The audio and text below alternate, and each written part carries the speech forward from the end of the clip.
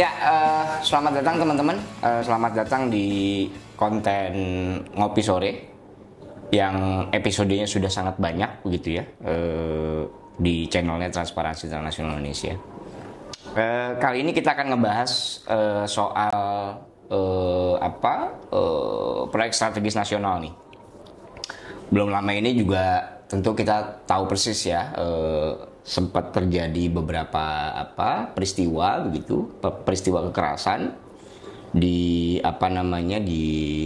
Rempang begitu, yang mengakibatkan banyak warga lokal yang ditangkap. Rempang itu menjadi salah satu proyek strategis nasional yang digadang-gadang akan membawa banyak investasi begitu. Tapi sebelum kita masuk ke sana, kita sudah kedatangan kawan dari TI juga, Bung Alvin Nikola sebagai manajer tata kelola demokrasi dan partisipasi di Transparansi Internasional Indonesia. Selamat datang Bung Alvin di Ngopi Sore. Semoga kita dalam keadaan sehat dan terus waras begitu untuk ngerjain hal-hal yang penting di Indonesia. Gimana Bung? Sehat? Sehat Ketua. Harus waras di tengah negara yang sakit. Betul. Apalagi di tahun-tahun politik begitulah ya. Tahu sendirilah tuh. Benar. Banyak banget berita-berita yang mungkin akan menjenuhkan kita gitu. Dan di sisi lain juga banyak pelaku korupsi yang mantan koruptor yang masih nyalek begitu. Bung, kita akan ngobrol sedikit soal proyek strategis nasional gitu ya, dan kita tahu persis bahwa proyek strategis nasional bisa dibilang itu menjadi proyek yang digadang-gadang akan banyak membawa investasi di Indonesia. Tapi sebelum ke situ kawan-kawan, kita akan cek dulu seberapa betul ini barang akan sukses begitu. Teman-teman, TI kurang lebih 6 bulan gitu ya, kurang lebih 6 bulan itu telah melakukan penelitian terhadap risiko korupsi di proyek infrastruktur dari konteks perencanaan gitu ya, yang kalau di branding kita tuh namanya ICRAD, Corruption Risk Assessment of Infrastructure Project. Kebetulan Alvin yang lead penelitian itu. Nah, sebelum masuk ke ICRAD, aku pengen denger banyak terlebih dahulu ke Bung Alvin gitu terkait soal proyek strategis nasional. Bung, menurutmu seberapa strategis proyek strategis nasional? Nah, itu pertanyaannya. Jawabannya simple ya, sama sekali nggak strategis. Kalau kita baca dan lihat seksama ya di Rempang dan juga konflik di dalamnya, aku mau bilang begini, bahwa problem di sana bukan karena miskomunikasi ya, seperti apa yang disampaikan oleh presiden kita, tapi ini memang bentuk dari buruknya uji tuntas integritas ya kalau bahasa kita, terutama di tahap awal ya, dalam konteks pembangunan sebuah proyek infrastruktur. Nah, jadi kalau kita lihat, cermati, yang pertama memang rezim Jokowisme ya, yang dimana dia selalu berusaha mengakselerasi, mempercepat pembangunan infrastruktur atas nama publik. Ini udah mentok gitu nampaknya, dan kita baca ini nggak sekali dua kali, nggak cuma di Rempang ya, tapi presidennya udah banyak banget. Kita bisa, Wadas kalau nggak salah yang sempat rame ya. persis, aku mau bilang itu. Pertama, penggusuran warga secara paksa di Wadas. Yang sekarang lagi rame juga di Padang ya, Sumbar itu ada air bangis. Warga di sana menolak dengan ramai begitu. Bendungan juga ada di Lambo, di Flores. Itu yang luar biasa merusak ekosistem sumber daya alam di sana ya. Di saat bersamaan kalau kita geser ke Sulawesi itu ada lokasi-lokasi kayak tambang ya, kayak di Halmahera, di Morowali juga kalau nggak salah. Jadi Dan terakhir juga soal, tentu yang lagi ramai kemarin soal WUS ya, Oke, kereta api cepat. KCIC. Dan juga tentu IKN dalam konteks hal ini ya. Dan presiden-presiden buruk itu kan kita tinggal centang gitu ya. Satu, ada nggak praktik demokrasi yang hadir dalam proses pembangunan? Nggak ada gitu ya, satu. Yang kedua, ada nggak partisipasi publik di dalamnya? Kalau ada partisipasi publik, kenapa mereka menolak? Kan pertanyaannya begitu. Nolaknya rame-rame lagi, nggak cuma satu, dua kelompok. Dan kita dari sana mau menyimpulkan bahwa ini memang good governance-nya absen gitu. Jadi balik lagi ke pertanyaan awal tadi, bagi kami sih strategisnya perlu dikocok ulang ya. Kita mau mendefinisikan strategis itu dalam konteks apa? Apakah bagi dampak luas untuk masyarakat dan masa depan kita, atau bagi segelintir orang? Firm kita mau bilang PSN itu bukan proyek strategis nasional, kita bilangnya ini sebagai proyek syarat nepotisme ya, PSN. Sip. Kita berhenti dulu di situ. Tadi sempat dimention tuh beberapa kasus proyek strategis nasional yang sempat mencuat gitu ya, bahkan penolakannya sangat besar gitu. Ini kalau lihat datanya teman-teman Komnas HAM gitu ya, dari Januari sampai dengan Agustus 2023 itu Komnas HAM itu terima 692 aduan konflik agraria terkait langsung dengan proyek strategis nasional. Nah, pandangan Bung Alvin tuh gimana? Iya, kita cek kenapa ini selalu jadi problem. Ada tiga pola utama ya. Ini juga kita tuangkan dalam hasil riset kita. Satu, ini kebijakannya suka semena-mena ya. Jadi kebijakan soal PSN itu kalau kita cek secara historis kan memang nggak muncul hari ini aja ya, tapi udah 10 tahun yang lalu ketika Jokowi itu berkuasa pertama kali. Itu dia kemudian bentuk satu rezim pembangunan infrastruktur yang dipayungi oleh kebijakan yang namanya PSN. Nah, dalam prosesnya itu kita sebutnya arbitrary banget, sewenang-wenang banget. Jadi setiap tahun, setiap waktu, kapanpun itu orang gitu ya, dalam hal ini elit tentu saja, kepala daerah yang disokong korporasi dan lain sebagainya, itu bisa dengan mudah mengajukan dan juga berkonsultasi gitu ya dengan pemerintah pusat untuk menggolkan PSN versi mereka begitu. Nah, yang kita mau cek adalah kita nggak pernah dapat akuntabilitas soal hal itu ya. Apakah di tengah perubahan itu progresnya seperti apa? Yang kita paling lihat, paling konkret bisa lihat satu soal Rempang ya. Dia baru muncul sebagai sebuah PSN itu di tahun ini. Jadi di Permenko di tahun ini ya. Jadi artinya gimana ceritanya gitu ya. Satu pembangunan yang di label strategis, yang itu dampaknya luas bagi publik, itu bisa diatur dan dikocok ulang sedemikian rupa dengan sangat mudah dan cepat. Dan tentu dengan tanpa konsultasi yang memadai ya. Kita mau cek lain di KCIC ya. 2016 Presiden udah berjanji ini bakal sepenuhnya lewat business to business ya skemanya. Lewat antar perusahaan, dalam hal ini BUMN ya. Nah, tapi sekarang kita lihat minggu lalu kalau nggak salah, Sri Mulyani itu ngeluarin peraturan Kementerian Keuangan yang sebenarnya melegalkan gitu ya penggunaan APBN, uang negara, yang itu menyimpang jauh dari semangat di awal. Kita bisa berdebat ya soal skema itu gitu ya, dan tentu kalau dalam konteks kerjasama pembangunan infrastruktur pasti banyak perubahan, tapi yang mau kita cek adalah ini seberapa memadai prosesnya, good governance-nya kayak gimana. Nah, itu yang pertama ya, soal kebijakan yang semena-mena dan inkonsisten. Nah, yang kedua sebenarnya tadi nyambung juga adalah soal proses pengambilan keputusan yang sangat syarat intervensi ya kalau kita lihat. Riset kita atau instrumen kita memang fokusnya di tahap prapengadaan ya, Mas Cile dan juga teman-teman. Jadi artinya kita mau cek apakah dari proses pengajuan, dari proses assessment, peninjauan proyek gitu ya, proposal proyek, sampai kemudian oke deh ini bakal kita jadiin PSN, itu benar-benar transparan, benar-benar akuntabel dan partisipatif. Bagi kita sih enggak gitu, justru banyak potensi konflik kepentingan dan undue influence ya, pengaruh-pengaruh yang harusnya nggak ada di situ. Karena tadi minim assessment yang independen ya, jadi prosesnya itu serba serampangan ya. Kalau kita lihat ada satu badan yang dibentuk untuk melakukan pemilihan itu, yang juga assessment, namanya KPPIP.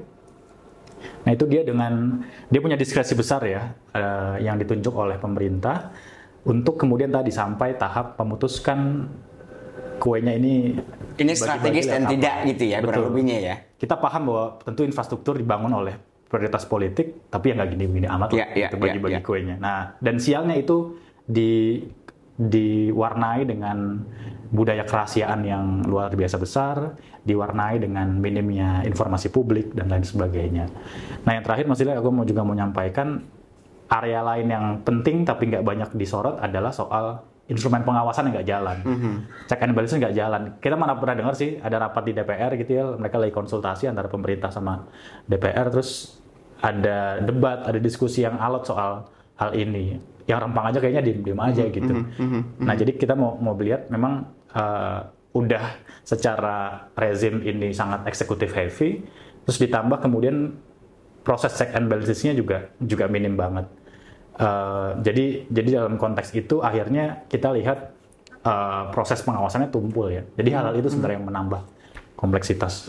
Nah, Bung, ini kalau melihat dari informasi di proyek strategis nasional gitu ya, ini kan diatur lewat Perpres ya, peraturan presiden. Ini kalau lihat datanya nih, ini udah 4 kali berubah tuh.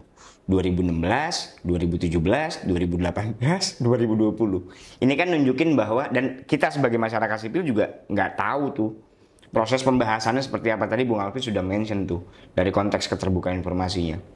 Nah, kalau ditelusuri lebih dalam berdasarkan dari temuan kawan-kawan yang menggunakan iTrade instrumen itu,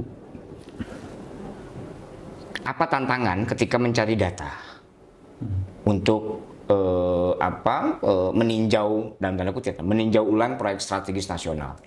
Iya, itu penting karena kita lihat yang di lapangan tuh kontradiktif ya.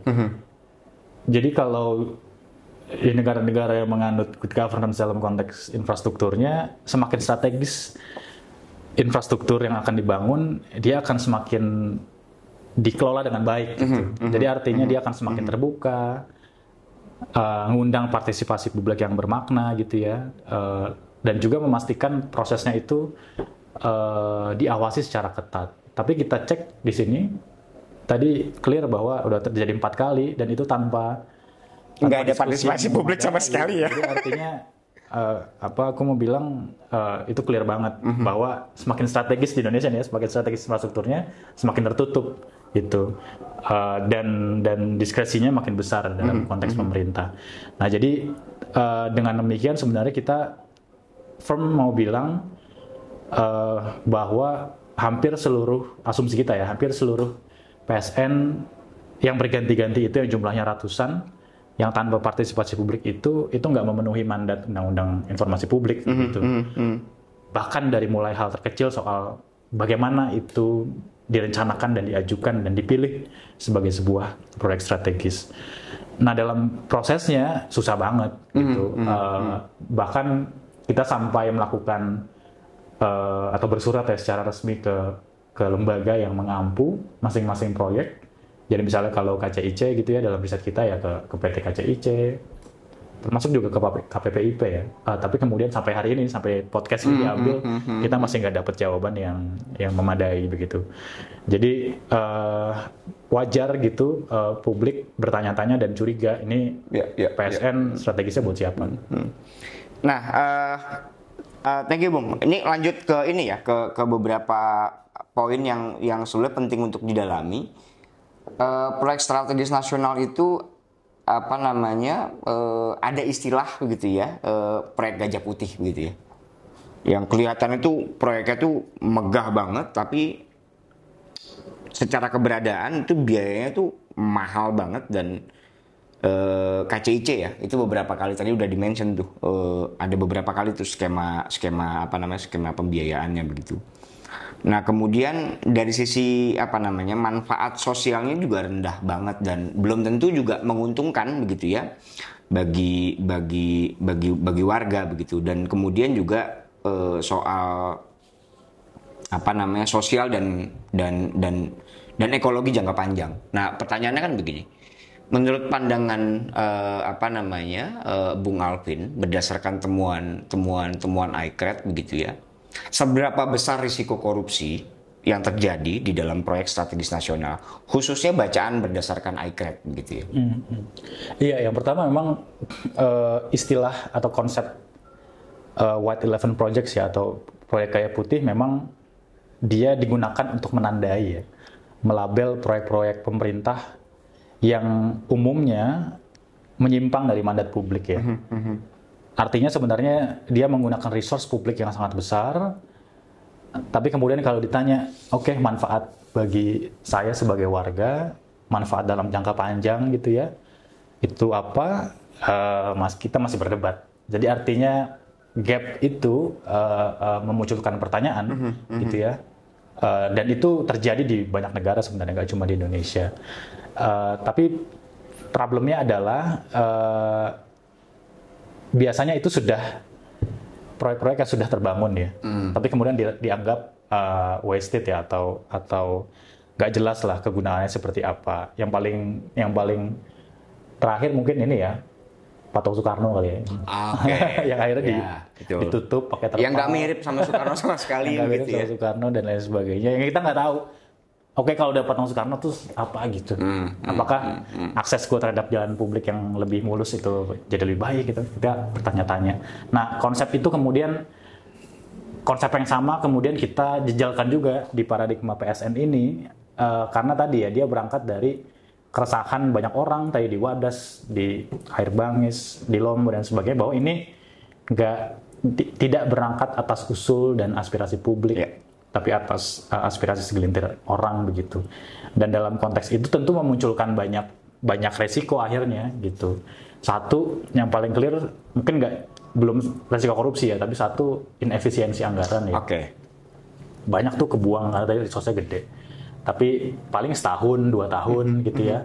Setelah itu paling nggak jelas lagi gimana. Belum lagi soal perawatan dan lain sebagainya. Itu kita banyak lihat ya di Indonesia, apalagi di daerah-daerah yang sebenarnya proyek-proyek yang dianggap monumental, warisan gitu ya, legacy. Tapi kalau kita cek kualitas dan akuntabilitasnya sulit gitulah. Nah yang kedua tadi mismanagement ya. Jadi tentu kalau dalam proyek infrastruktur dia harus di-manage dengan baik sehingga dari proses perencanaan sampai eksekusi, sampai itu dijadikan pelayanan publik, itu bisa oke gitu ya.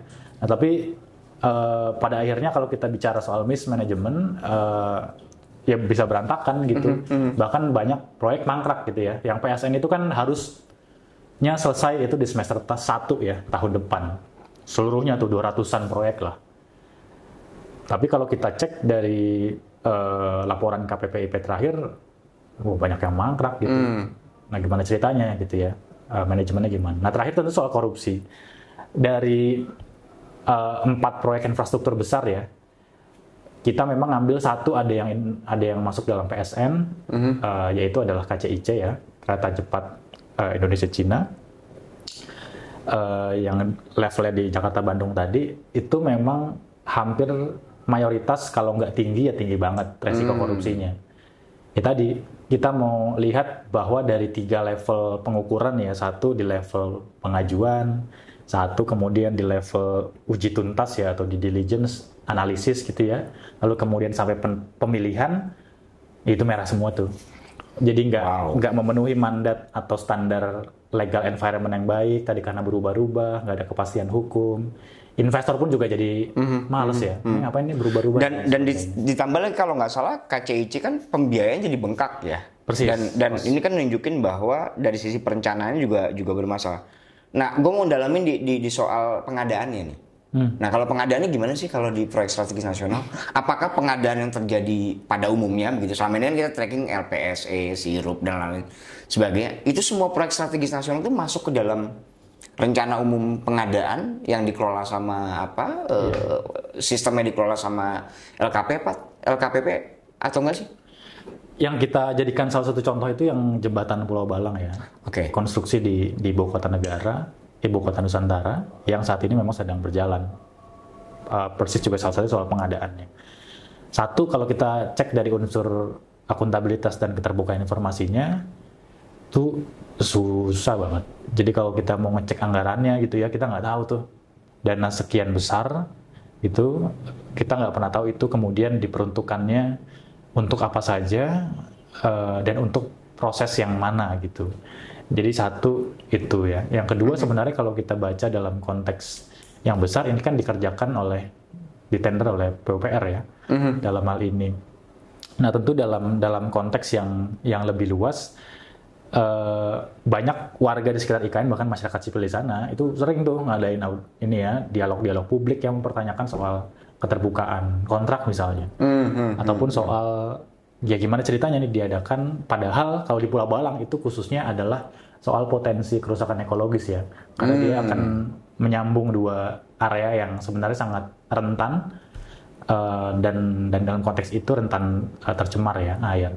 Nah kita sulit tuh untuk membayangkan dan itu kita ketika cek di LPSA dan lain sebagainya kalau kita bilang sih minim kompetitif juga ya minim kompetisi dalam artian tadi karena dalih dan berlindung di balik strategis gitu ya apalagi IKN itu super prioritas udah tuh dipercepat aja prosesnya dan dalam konteks yang kita lihat ya persis tadi pasti kemudian pengadaannya bengkak cost overrun gitu ya jadi jauh banget dari estimasi awal di perencanaan sampai sekarang tuh di level pelaksanaannya.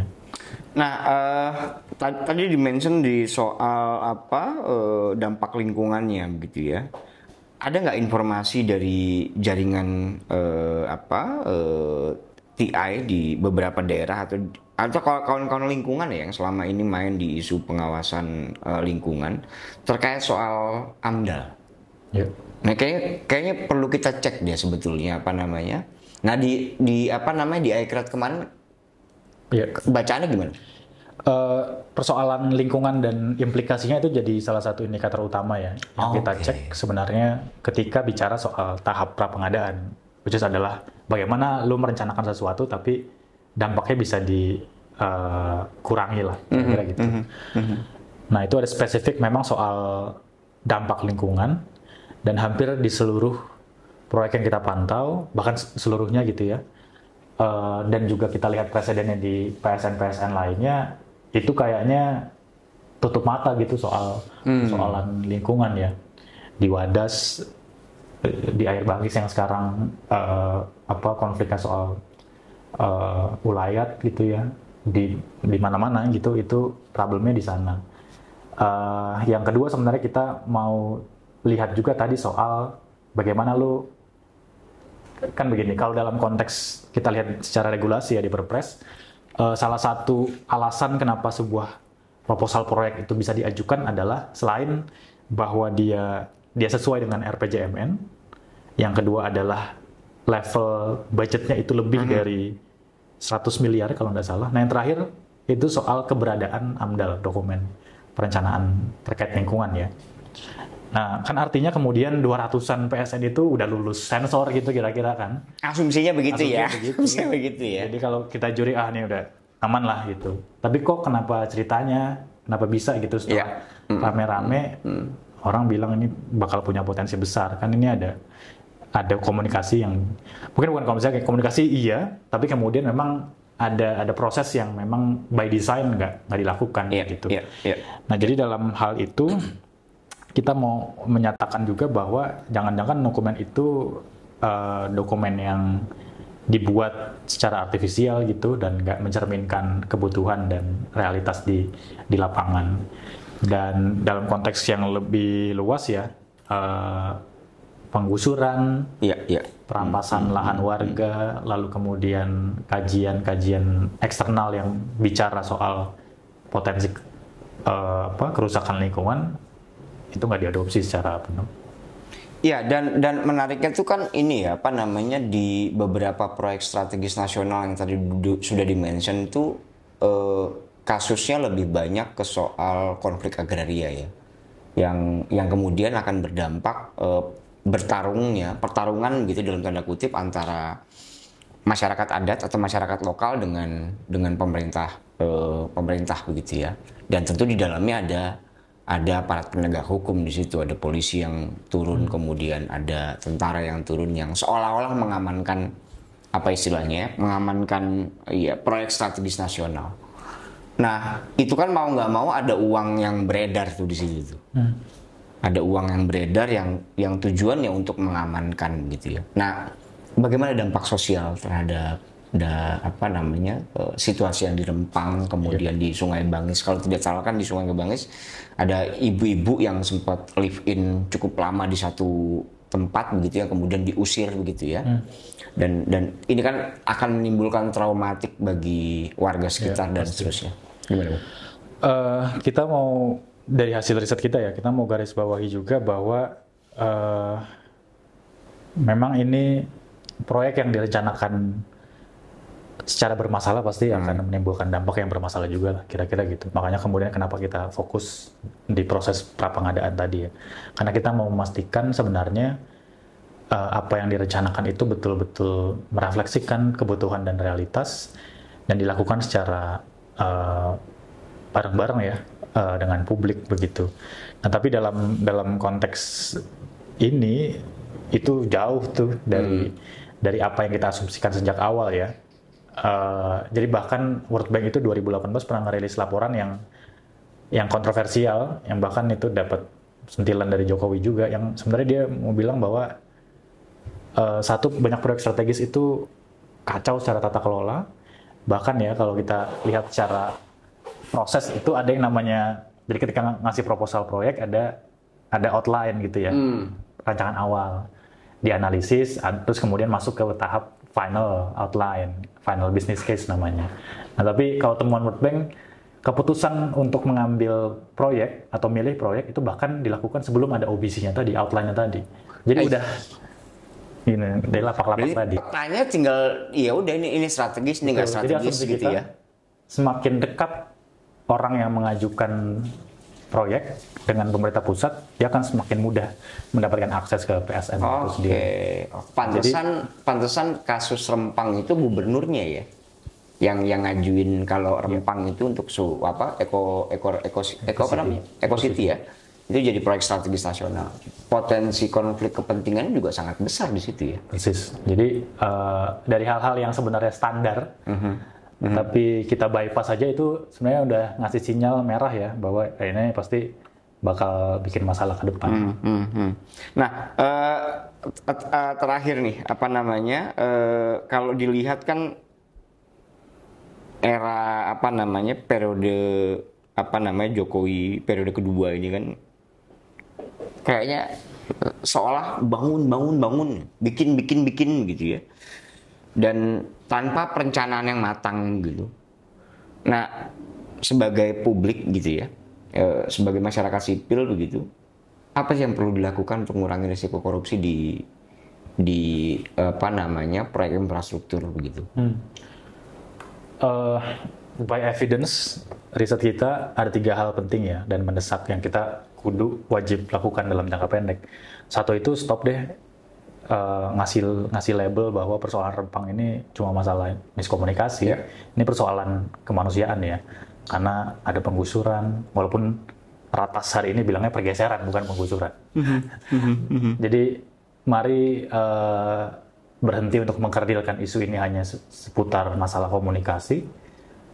Kenapa? Karena presidennya nggak cuma ini, tapi banyak tadi ya, dan itu terjadi di semua daerah.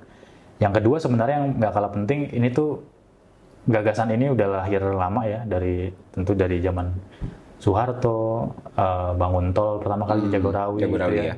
SBY ada MP3EI. Terakhir sekarang juga kita yang labelnya namanya PSN, Proyek Strategis Nasional. Tapi apa yang sama atau yang mirip-mirip dari ketiga rezim itu ya tadi clear ya, minim good governance ya.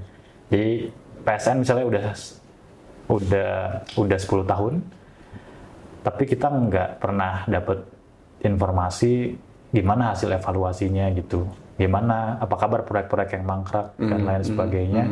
Jadi artinya penting untuk mengevaluasi secara konkret gitu ya PSN yang saat ini sedang berjalan, termasuk yang saat ini juga menuai kontroversi ya. Nah yang ketiga terakhir yang kalah penting adalah tadi harus mengembed dengan nilai-nilai integritas, terutama dalam tahap pemilihan, karena itu tahap yang krusial tadi ya. apa yang dia rencanakan dengan baik harusnya menghasilkan bentuk dan atau hasil yang baik juga. Jadi satu harus kita implan gitu ya, nilai-nilai integritas dalam konteks pemilihan terutama. Dan kalau bicara soal uji tuntas integritas, dia banyak syarat tuh yang sebenarnya udah standar gitu, yang harus dipenuhi, harus transparan, akuntabel dan lain sebagainya. Dan sehingga kita bisa memahami ini nggak hanya soal masalah komunikasi, tapi cara kita membangun dengan beradab. Ya, thank you bro atas obrolan kita soal proyek strategis nasional. Teman-teman, demikian dari obrolan singkat kita terhadap respon TI terhadap proyek strategis nasional.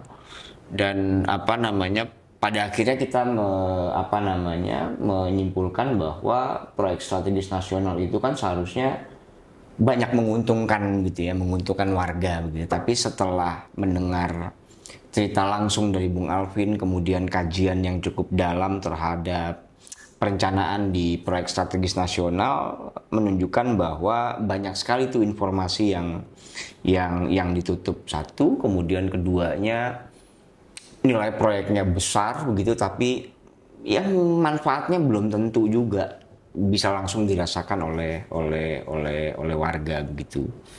Nah, teman-teman, terima kasih banyak sudah menyimak obrolan singkat kami terhadap proyek strategis nasional dan bacaan transparansi nasional terhadap risiko korupsi proyek strategis nasional. Sampai jumpa lagi di dalam podcast berikutnya. Terima kasih. Assalamualaikum warahmatullahi wabarakatuh.